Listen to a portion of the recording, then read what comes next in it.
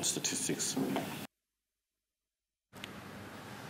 Well, we definitely look forward to that census to get the official numbers. Speaking about the growing numbers, population has led to an urban mobility in different parts of Africa, Kenya not being an exception.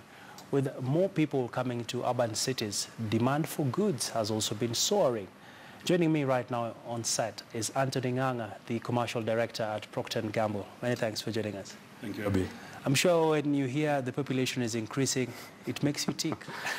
Well, absolutely. I mean, well, apart from Ariel, one of the other brands that we sell is Pampers. It's one of our biggest brands. So the more kids that are being born, the better it is for us. The more girls that are being born, the better it is for always. So absolutely, as a consumer goods company person, absolutely delighted when the populations are growing, but also when they're growing and they can afford the products that are being sold.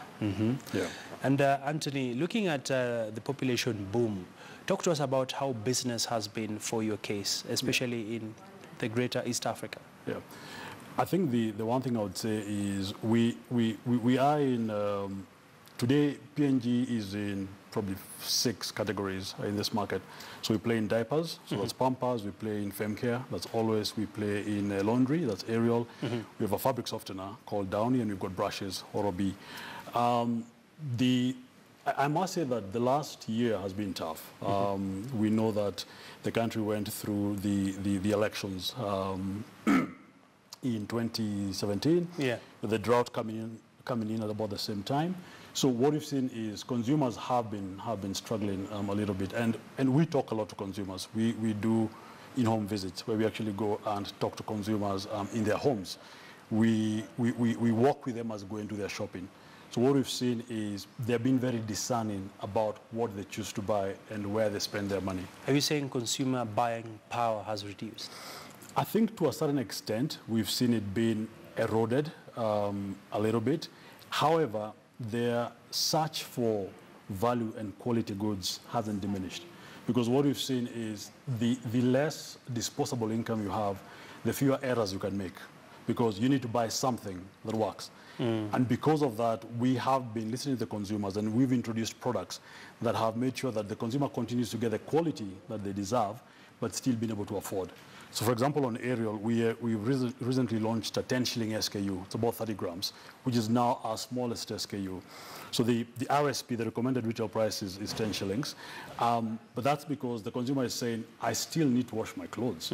But when I go to the kiosk, the cost of paraffin has gone up and various things. So I only have so much money.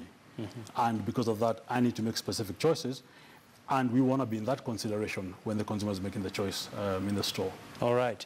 And looking at Kenya, is it an exception compared to how you're doing in other markets? Kenya is our biggest market, but what we've seen is our brands continue to grow in all the markets. We've been fortunate to the fact that we're pretty in tune with what the consumer wants. And because of that, as much as Kenya is our biggest market, the other markets continue to grow in line with the economic trends over there. All right. And let's push the conversation forward.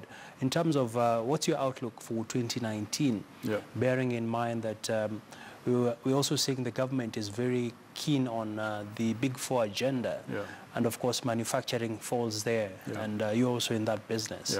What are your projections for this year? I think if I look at it, like I think with every businessman has to be an optimist. So our desire is to do more business than we did last year. And I think that's a good segue into what we are doing with our biggest brand, which is Ariel.